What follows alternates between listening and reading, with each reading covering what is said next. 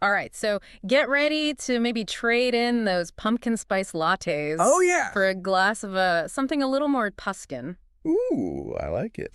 Today we are taking a deep dive into Tuscany, Yes. a region of Italy that's basically synonymous with like rolling hills, Yeah. cypress trees, and those vineyards you've probably seen on like 1,000 postcards. Absolute. And the book that we are using for this deep dive is called Toscana.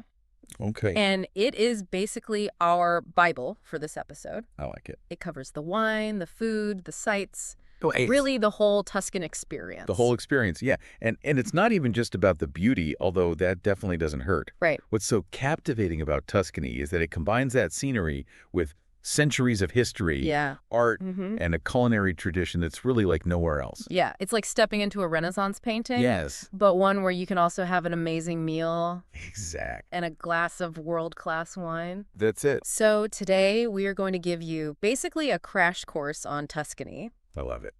By the end of this deep dive, you'll know your Sangiovese from your Super Tuscans. All right.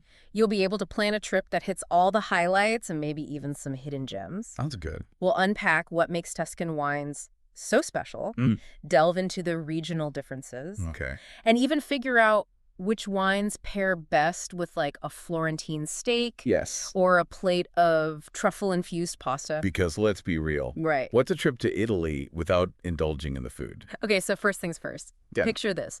Rolling hills, golden sunlight, Mm. those iconic cypress trees that line all the roads, vineyards as far as the eye can see. Yeah. That's Tuscany in a nutshell. It's a landscape that just embodies la dolce vita. Absolutely. You know, that Italian art of just enjoying life to the fullest. Mm-hmm. But behind that picture-perfect scene Right. is a story that goes back thousands of years. Thousands. You're absolutely right. Yeah. The history of winemaking in Tuscany is fascinating. Oh. We're talking about a legacy that starts way back with the Etruscans, Wow. even before the Romans got involved. Okay. And then over the centuries, you have the Romans, the influence of monasteries in the Middle Ages, Okay. and of course the Renaissance, Yeah. all adding their own chapters to this winemaking story. Yeah, and you can really taste like those historical layers You can. in the wines themselves. Yes. But when it comes to shaking things up, Right. you can't talk about Tuscan wine without mentioning the Super Tuscans. Oh, yeah. It's kind of like they're the rock stars of the wine world. But they went against the grain. Right. They emerged in the 20th century and basically broke all the traditional rules of Italian winemaking. Wow.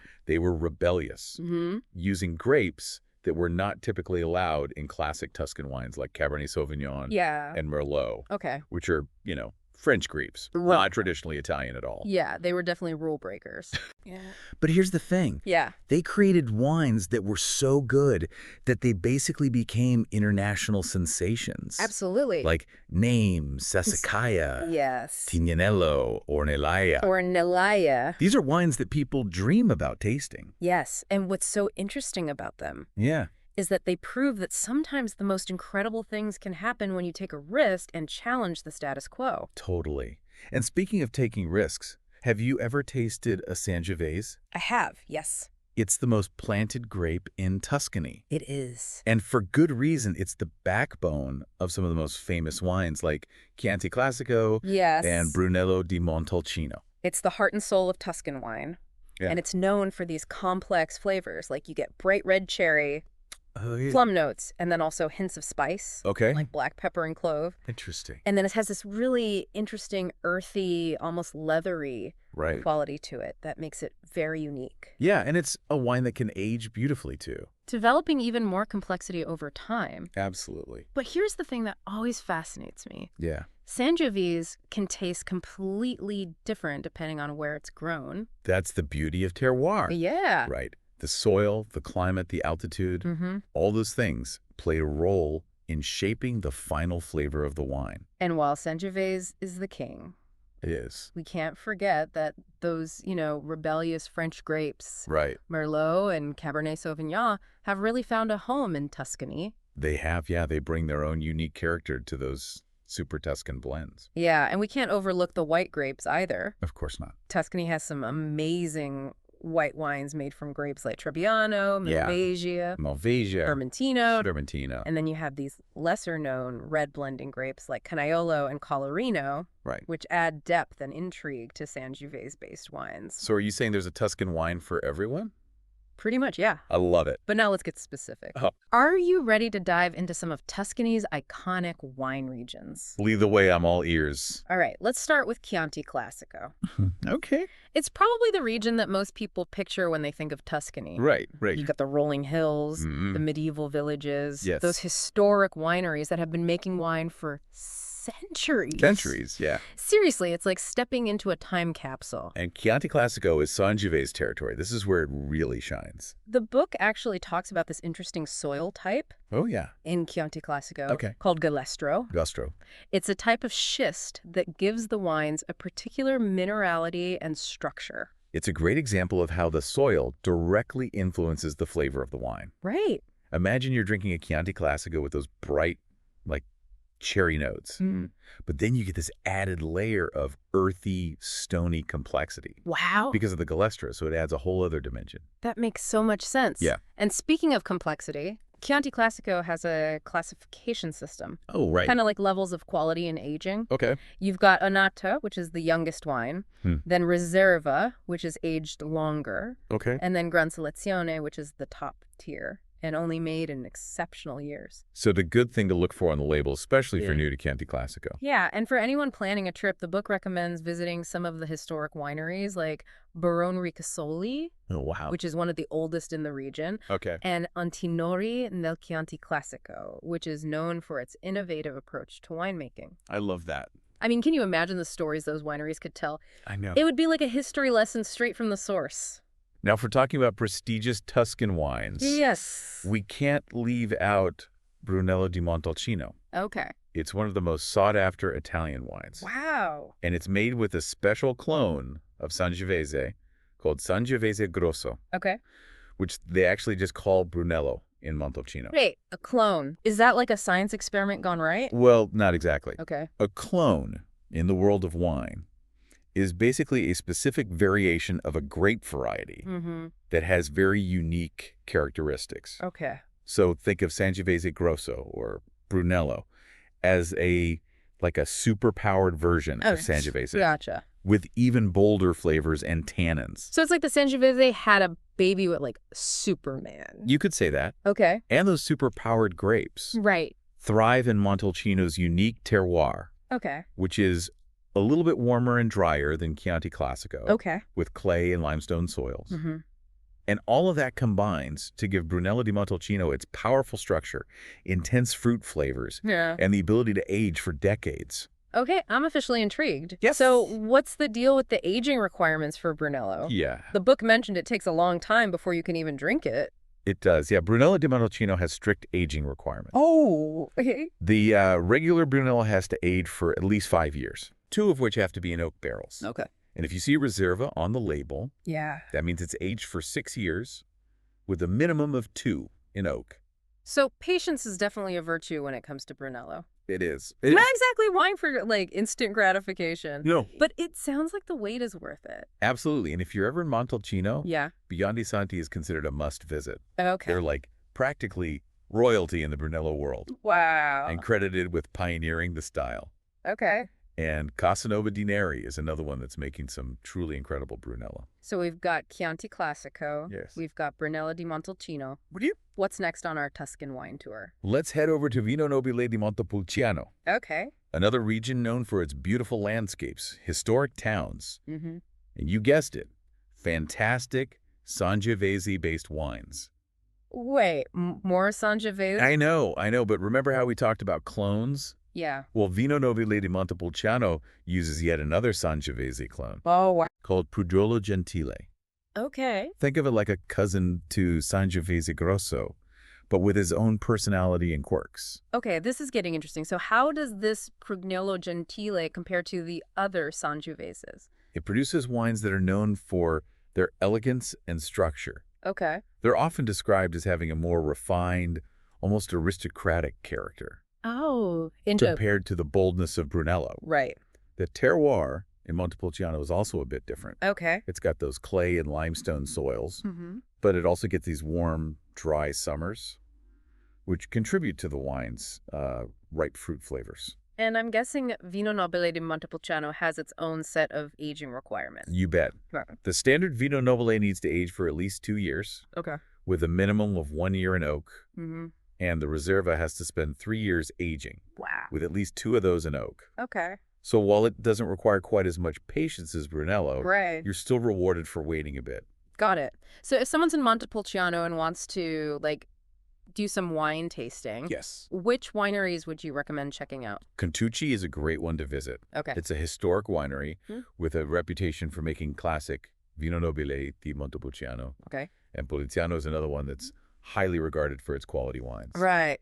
And beautiful setting. Okay. So we've explored the rolling hills of Chianti Classico, Yes. the prestigious vineyards of Brunello di Montepulciano, Oh, yeah. and the elegant estates of Vino Nobile di Montepulciano. Yeah. But I'm feeling a little landlocked. I hear you. How about we head to the coast for a change of pace? I like it. Let's talk about Bulgari. Bulgaria. Bulgari. That name rings a bell. Yeah, Isn't that where those rebellious super Tuscans that we were talking about? it is. Our start. You got it. Bulgaria is a relatively young wine region compared to the others, Oh, okay. but it's made a huge impact on the world of wine. Wow. And it's all thanks to its unique terroir. Think coastal breezes, Mm-hmm. sandy and clay soils, Okay. and a Mediterranean climate that's perfectly suited to those Bordeaux varietals, Right. like Cabernet Sauvignon, Merlot, and Cabernet Franc. So it's basically the perfect place for those rule-breaking grapes to thrive. Exactly, and this is where that iconic super Tuscan Sassicaia was Mhm. born, the wine that basically started it all, Wow. coming from the Tenuta San Guido estate. Okay. Really put Bulgaria on the map. Okay, so if I'm adding Bulgari to my, like, Tuscan itinerary, Yeah, Sassicaia is obviously a must-try. it is. What other wineries should I check out?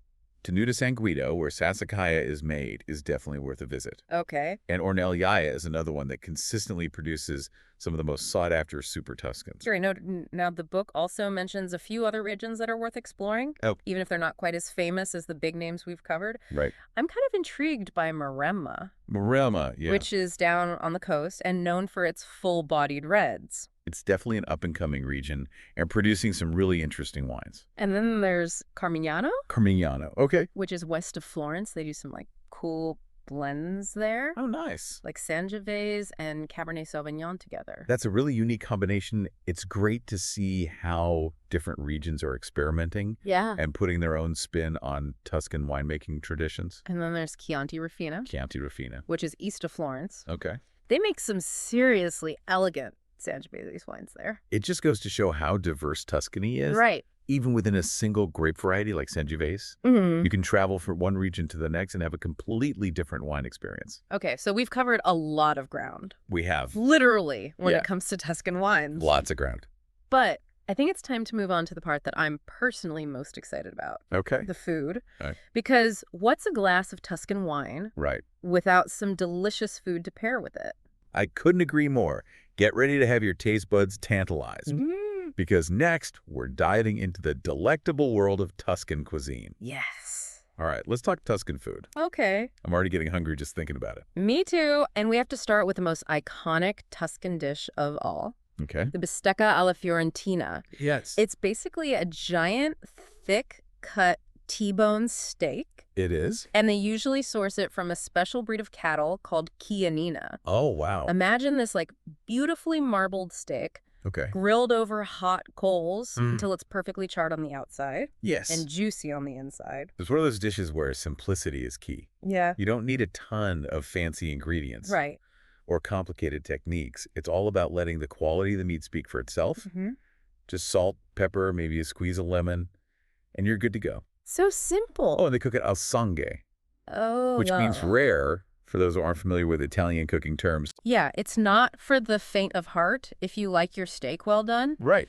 But if you are a meat lover, Yeah, this is like a dream come true. absolutely. And the book mentions that they often serve it with just a simple drizzle of olive oil, Okay. maybe some roasted potatoes, Yeah.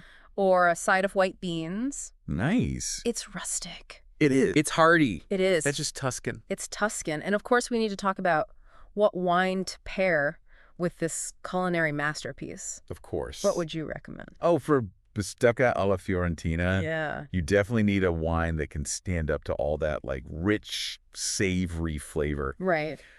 I would go with a bold red, something like a Chianti Classico Reserva Okay. with its complex fruit and earthy notes. Yeah. Or if you're feeling really fancy, Mm-hmm. a Brunello di Montalcino would be incredible. Great choice. Now, speaking of rich and earthy flavors, Okay? let's talk about truffles. Yes. Tuscany is one of the best places in the world to experience these culinary treasures. Yeah, truffles are like the diamonds of the culinary world. They are. They're rare, they're expensive, Right. and they add this incredible depth of flavor Depth of flavor, yeah. to dishes. And you've got two main types of truffles in Tuscany, Okay. the white truffle and the black truffle. Okay. The white truffle, especially the one from Elba, is legendary. Oh, wow. It has this intoxicating aroma that's almost impossible to describe. Okay. It's like a mix of garlic, earth, musk, and something almost magical. I've heard people say it smells like a forest after the rain.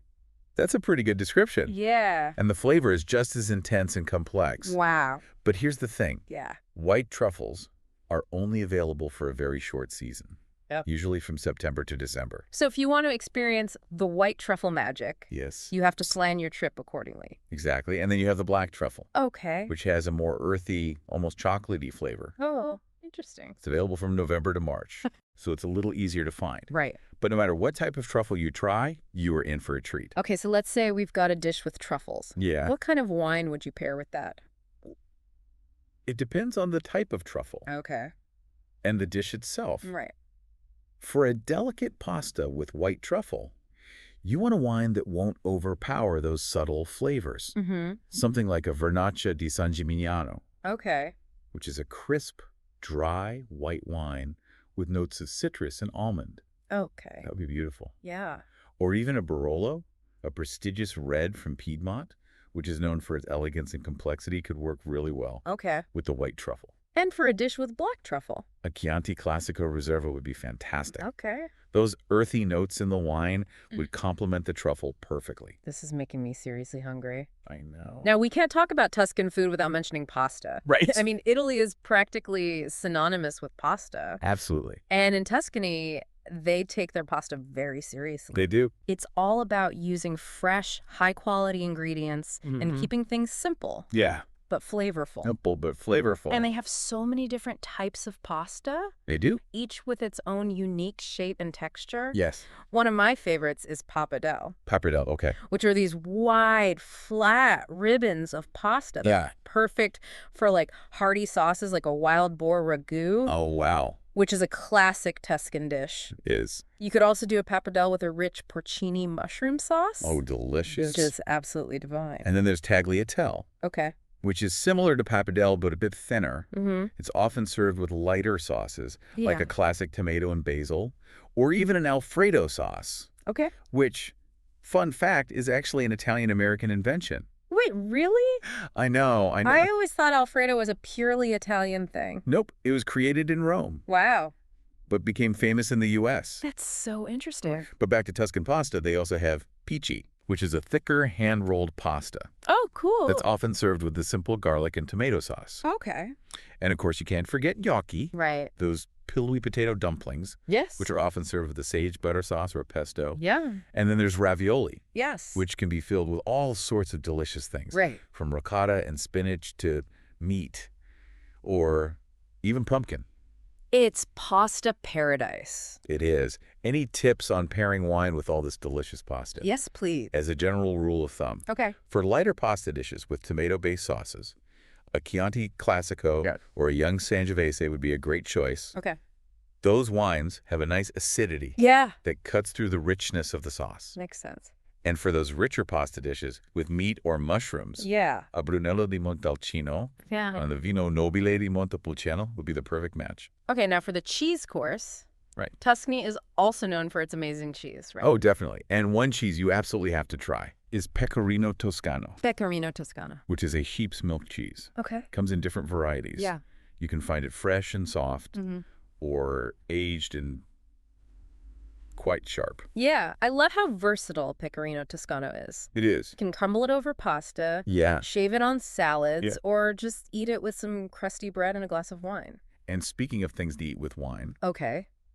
we can't forget about the charcuterie. Yes. Italy, and Tuscany in particular, is known for its incredible cured meats. I'm thinking prosciutto di Parma. Yes. That melt-in-your-mouth prosciutto that's aged for months. Right. That has this, like, incredible, nutty, salty flavor. That's a classic. But Tuscany also has some other regional specialties Oh, okay. worth trying. There's finocchiona, Finocchiona. which is a salami flavored with fennel seeds, Okay. and it has this amazing aroma. Interesting. And then there's lardo di colonnata, Okay. which is basically cured pork fat. All right. I know it sounds weird, but trust me, it's delicious. Yeah. Aged in marble basins, Wow. which gives it this unique texture and flavor. Okay. And of course, there's ricotta, Yeah. which is a fresh, creamy cheese that's often used in desserts, Mm-hmm. but it's also amazing in savory dishes. Okay, so we got our cheese. We do. We got our charcuterie. Yes. What are we drinking with all this goodness? For fresh cheeses and lighter cured meats, Okay. a crisp white wine like Vernace di San Gimignano would be a perfect choice. All right. But for those aged cheeses and stronger cured meats, Yeah. you want something with a little bit more structure and tannins. Okay. I'd go for a Chianti Classico Reserva Mm-hmm. or even a Brunello di Montalcino. So basically, there's a Tuscan wine for every occasion and every type of food. It's all about finding the perfect balance of flavors. Right. But now that we've indulged our taste buds, Yes. let's switch gears and talk about the other side of Tuscany.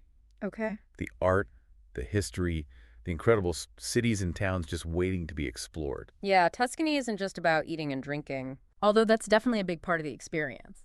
It is. But there is so much more to discover. There is. And I think our first stop has to be Florence, the birthplace of the Renaissance. Florence is a city that's practically overflowing with art and history. It is. Like stepping back in time, Yeah.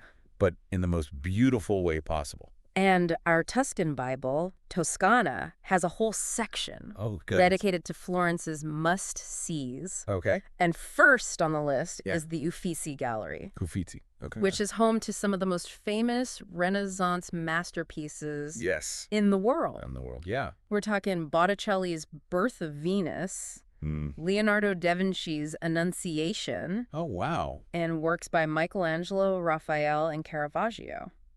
Wow. It's an art lover's paradise. It is. And you can't go to Florence without seeing Michelangelo's David. Oh, of course. It's housed in the Accademia Gallery. Yeah. And it's even more impressive in person than in photos. Right. The scale, Yeah. the detail, Mm-hmm. the sheer power of the sculpture, it's breathtaking. It's like you can almost feel the energy radiating from it. You can. And then there's the Ponte Vecchio, Yes? which is that iconic bridge lined with shops. Yeah. It's one of the most recognizable landmarks in Florence. It is. And just so picturesque.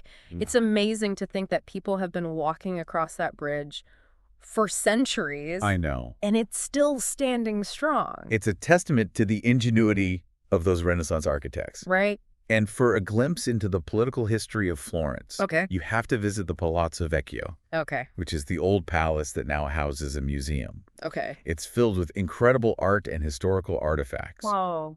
And you can even climb to the top of the tower for stunning views of the city. And speaking of stunning views, Okay. you can't miss Piazza della Signoria, Piazza della Signoria. which is the main square in Florence. It's Wow. like an open-air museum It is. with incredible sculptures like a replica of David, Okay. the Fountain of Neptune. Yeah.